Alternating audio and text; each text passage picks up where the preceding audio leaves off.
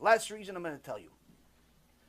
Who knows the first two laws that Hitler implemented? Hitler, Yimach Shemo V'Zichro, first two laws that Hitler implemented that not only put him in a different status than everybody else for the rest of history, but also made what's called until this day the biggest financial miracle in history. Who knows the first two laws? Before the Nuremberg laws. Before that, we're talking about years before it. Hitler first comes into power. What's the first two laws? Okay, I'll save you the time. Rule number one, no more pornography. No more homosexuality. None of that garbage. Not allowed. Berlin, in the 30s, in the 20s, was the Sodom and Gomorrah of the day. They were the Las Vegas of the day. They were the Sodom and Gomorrah of the day. Homosexuality, pornography, all the bestiality, all the garbage of the world, that was the capital of the world.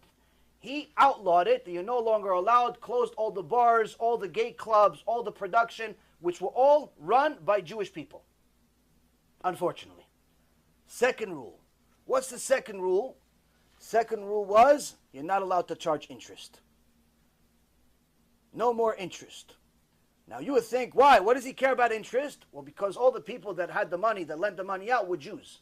He didn't like it. So he said no more interest. Why? Because of the high interest that the Jews charged people was so high, it ruined, it destroyed the economy in Germany. They destroyed, just like they destroyed Russia a few years before that through their communism over there. Jews destroyed Russia, not Goyim. Jews destroyed. Communism is by Jews. Well, don't let anybody confuse you. You look at history, Karl Marx, all the other Reshaim, they're all Jews. Wicked, but nonetheless Jews. They destroyed Russia, and he wrote in chapter 2 of Mein Kampf, they destroyed Russia, now they're destroying Germany, that's why I have to destroy them. Now, this doesn't make he's right. The point is, that's actually real, true history.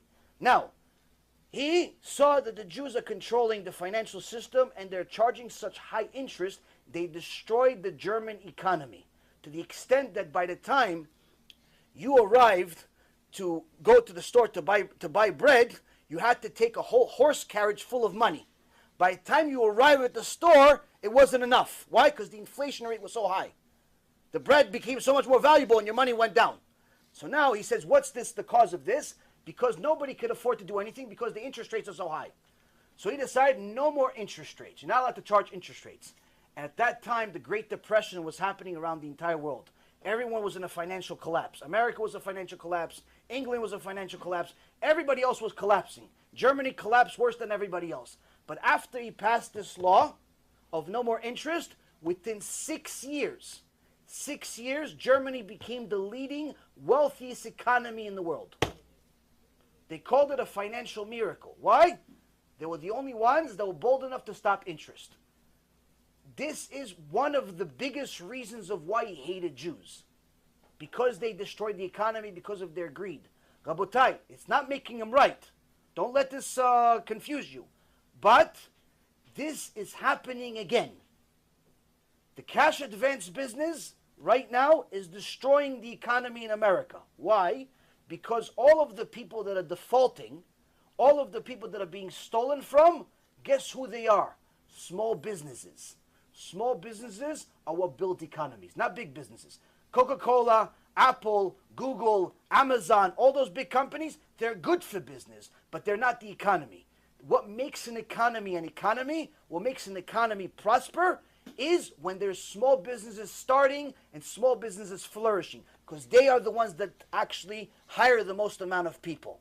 If you have small business grow, your economy grows. You have small business decline, your economy declines. I was in the financial business for 20 years. This is one thing you can't challenge. Now, when you have an industry that their number one objective, directly or indirectly, is to destroy small businesses, guess what? This is happening again. And you'll see, if nobody listens to me, nobody listens to the Torah, nobody listens to history, and everybody ignores it, this is going to be a huge blow-up to the extent where you can see how Edom, just like the Torah says, Edom is going to come back again, Edom becomes America. Edom becomes America. Why? Because America is Edom, after all. But you'll see what happens. And you'll see that all of a sudden the 6 million Jews that are in America, that feel comfortable, that are sometimes in government, that are sometimes in politics, that are running big businesses, and so on and so forth. Guess what? Same exact thing happened in Germany. We were in politics, we were in business, we were prospering, we were great. In Germany, same exact thing. In Greece, same thing. In Rome, same thing. In Egypt, same thing. But guess what? We get greedy, we get sinful, we become Reshaim. What happens? Hashem says, oh, you want to be Reshaim? I'll punish you. With what? With the same goy that you wanted to become like. And this, Rabotai, is what's happening under our noses. And unfortunately, this, I don't know whether the Gdolim that we have in this world today are unaware or nonchalant. I'm not really sure. All I can tell you is, I've had in my career 5 times, 5, maybe 6 times, where I had a aha moment. Meaning, I saw something, to me was clear as day. I knew this deal was going to work out. I saw a stock, it was $4. I said, this is worth 32. How long? 2, 3, 4 years. It's going to be 32. Sometimes happen faster, sometimes longer. 5 times in my career, certain things like that happened to me, Baruch Hashem. This, for sure, is an aha moment. Unless the government actually, by Chazdei Hashem, by mercy of Hashem, interferes with that industry and completely ruins it, we will see a Holocaust starting from this business. So let me explain to you. I'm an honest person, so I don't beat around the bush. I'm going to tell you things as they are. I was on Wall Street for 16 years. I had my own firm. I know a little bit more about the financial business than any rabbi in the world. Why? I was on Wall Street. Before I was a rabbi, I was on Wall Street. I had a firm, I had a brokerage firm, had a hedge fund, had an insurance company. Baruch Hashem, I was an executive. I was on CNBC. I was on Bloomberg. I was somebody. I wasn't like some guy that worked at Merrill Lynch, made $100,000 a year. You did an $85,000 deal where you lent somebody $85,000. I made $1.6 million for myself in one day. So there's a little bit of experience that came with it to get to that point. Now, so what I'm trying to explain to you is that it's not a matter of what's the deal, what's the profit, what's the commission, what's the company, what's the industry. It's a matter of what's right, what's wrong, what's allowed, what's not allowed. Now, a Jew, first and foremost, is never allowed to lend another Jew money with interest. Now, the exception is if the Jew that's borrowing the money is a Mechalel Shabbat, you're allowed to charge him interest, but they still do not recommend it, because if that Jew does tshuva, you have to pay him back all the interest. But needless to say, you're not allowed to lend the average Jew that keeps Shabbat money and charge him interest. That's rule number 1. So that means that any Jew that you deal with, even if you don't know he's a Jew, which most likely you'll run into, because sometimes John Cohen is a Jew, John Cohen is not a Jew. So you're not really going to know. It's not on the application to say, Mr. John, are you a Jew or not? You're not allowed, because he'll put you in jail. So you don't know if he's a Jew or not. So that means that every day you have a 50-50 chance of losing Olam Haba. Every day. Who wants to be in such a business? That's number 1. Number 2, even if you only deal with goyim, you're still not allowed to do something called usury. Usury is overcharging and lending money in such a way, or doing business in such a way where it hurts the public. When you charge somebody an interest that is drastically above the norm being bank rates, regular bank rates, and what's legally allowed according to the law, when you charge them such an interest rate that it becomes very difficult, to the extent of almost impossible for the average person to pay it back, you are now in a business where you're taking advantage of people. If he can go to Wells Fargo and get the same loan for 8%, and you're charging him 80%, it doesn't matter that you're not 300%. Even if the average was 8 and you were 15, you are in a problem. Even if the average was 8 and you are 30, you are in a problem. It doesn't have to be 300. 300 just means you're just a psychopath. 80% is still highway robbery. 80% is still against halacha. Still not allowed to do it even for goyim. Why? Because it's usury. But even more so than anything else that I've just said, when this is eventually exposed to the public, it will lead every single member that works for these companies, even as a clerk, even not as a broker, a clerk, a secretary, a janitor, works for ABC Lending, that does cash advance when it's officially disclosed to the world, because Hashem is going to do that. Guess what? Chilul Hashem.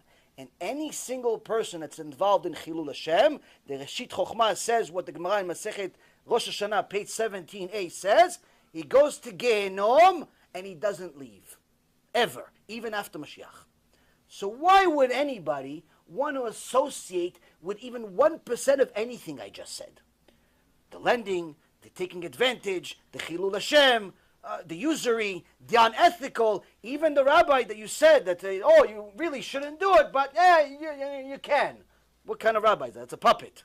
You have to find yourself a real rabbi. It's going to tell you, not allowed. No, not recommended. Not allowed.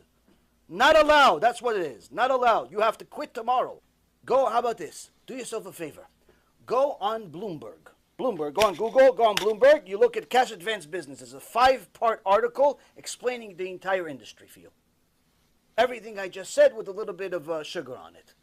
Everything I just said without the Torah part. I'll tell you exactly about all the criminals that are in the business. Unfortunately, one thing that we know, I know personally, that the article doesn't know as much, is that predominantly the people that are in this business are guys that used to be in the brokerage business that went to jail, criminals, thieves, psychopaths, mafia, but predominantly it's Orthodox Jews.